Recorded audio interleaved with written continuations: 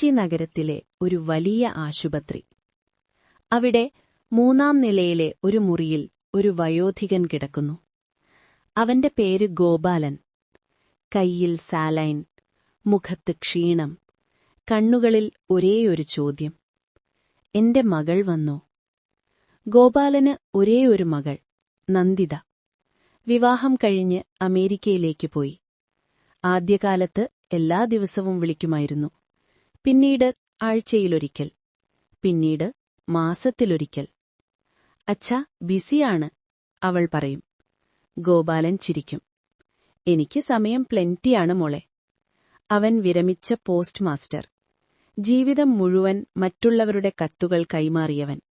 പക്ഷേ തന്റെ മകളുടെ ശബ്ദം അവന് കിട്ടുന്നത് വളരെ കുറവായി. ഒരു ദിവസം ഗോപാലൻ ആശുപത്രിയിൽ പ്രവേശിപ്പിക്കപ്പെട്ടു. ഹൃദയസംബന്ധമായ പ്രശ്നം.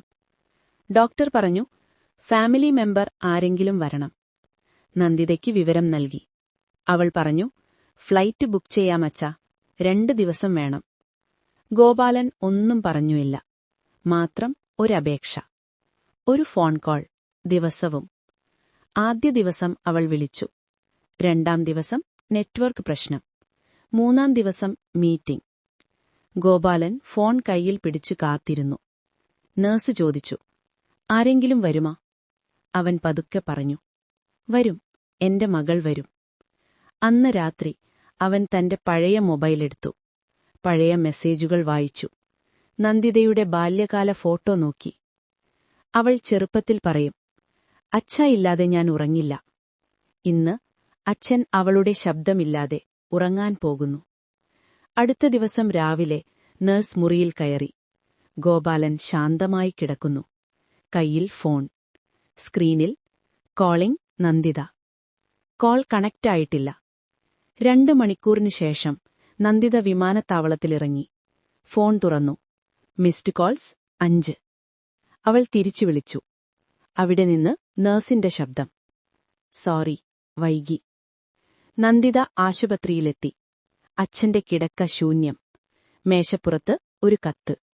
മോളെ, ജീവിതത്തിൽ എത്ര ദൂരെയായാലും അച്ഛന്റെ മനസ്സിൽ നീ അടുത്തതായിരുന്നു.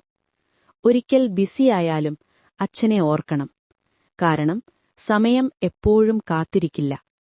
നന്ദിതയുടെ കണ്ണുനീർ ആ കത്തിന്റെ മേൽ വീണു. അവൾ മനസ്സിലാക്കി, നമ്മൾ പോസ്റ്റ്പോൺ ചെയ്യുന്ന ചില കാര്യങ്ങൾ ഒരിക്കൽ അവസരമായി തിരികെ വരില്ല. ലൈബ്രറിയിലെ നിശബ്ദ പ്രണയം.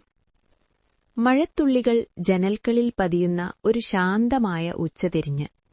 കേരളത്തിലെ പ്രശസ്തമായ ഒരു പഴയ ലൈബ്രറി, ട്രിവാൻഡ്രം പബ്ലിക് ലൈബ്രറി. അവിടെ ഓരോ ദിവസവും ഒരേ ടേബിളിലിരിക്കുന്ന ഒരു പെൺകുട്ടിയുണ്ടായിരുന്നു.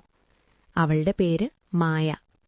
കയ്യിലെപ്പോഴും ഒരു നോവൽ, മുഖത്ത് ചെറിയൊരു പുഞ്ചിരി. പക്ഷെ ആരോടും അധികം സംസാരിക്കാത്ത ഒരു നിശബ്ദ സ്വഭാവം. അവിടെ തന്നെയാണ് ഓരോ ദിവസവും എത്തുന്ന മറ്റൊരാൾ, അർജുൻ. അവനൊരു ആർക്കിടെക്ട് വിദ്യാർത്ഥി.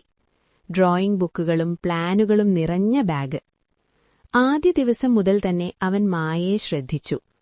പുസ്തകങ്ങളിൽ മുഴുകിയിരിക്കുന്ന അവളുടെ ശാന്തത അവനെ ആകർഷിച്ചു. പക്ഷെ അവൻ ഒരിക്കലും സംസാരിക്കാൻ ധൈര്യം കാണിച്ചില്ല. ദിവസങ്ങൾ കടന്നു. അവരൊരേ ടേബിളിലിരിക്കും. പക്ഷെ വാക്കുകളില്ല, കണ്ണുകൾ മാത്രം. ഒരു ദിവസം മായ വായിച്ചുകൊണ്ടിരുന്ന പുസ്തകം കൈവിട്ട് നിലത്തേക്ക് വീണു. അർജുൻ ഉടൻ എടുത്തു നൽകി. താങ്ക്സ്, അവൾ മൃദുവായി പറഞ്ഞു. അത് അവരുടെ ആദ്യ സംഭാഷണം. അടുത്ത ദിവസങ്ങളിൽ ചെറിയ കാര്യങ്ങൾ തുടങ്ങി. ഒരിക്കൽ അർജുൻ അവൾക്കൊരു ബുക്ക് ശുപാർശ ചെയ്തു.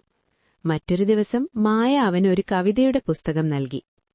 ലൈബ്രറിയിലെ നിശബ്ദതയിൽ അവരുടെ സൗഹൃദം വളർന്നു. ഒരു ദിവസം മായ ചോദിച്ചു, നിനക്ക് എന്തുകൊണ്ടിവിടെ വരാൻ ഇഷ്ടമാണ്? അർജുൻ ചിരിച്ചു പറഞ്ഞു, ഇവിടെ ശാന്തതയുണ്ട്. ചിലപ്പോൾ ശാന്തതയിൽ നമ്മൾ നമ്മുടെ ഹൃദയം കേൾക്കും. മായ കുറച്ചു നിമിഷം മിണ്ടാതിരുന്നു. എനിക്കിവിടെ വരാൻ മറ്റൊരു കാരണം കൂടിയുണ്ട്, അവൾ പറഞ്ഞു. എന്ത്? അവൾ പുഞ്ചിരിച്ചു. പക്ഷെ മറുപടി പറഞ്ഞില്ല. മാസങ്ങൾ കടന്നു. ഒരു ദിവസം മായ ലൈബ്രറിയിൽ വന്നില്ല.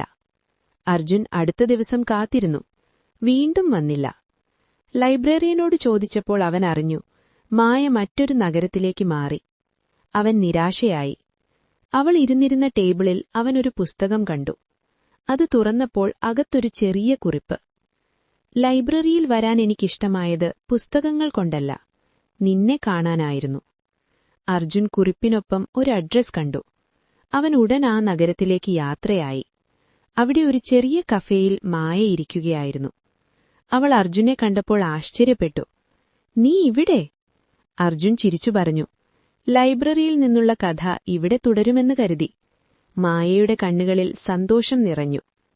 ചില പ്രണയങ്ങൾ വലിയ ശബ്ദങ്ങളിലല്ല തുടങ്ങുന്നത്, ലൈബ്രറിയിലെ നിശബ്ദതയിൽ പതുക്കെ വളരുന്നവയാണ്. Books heart.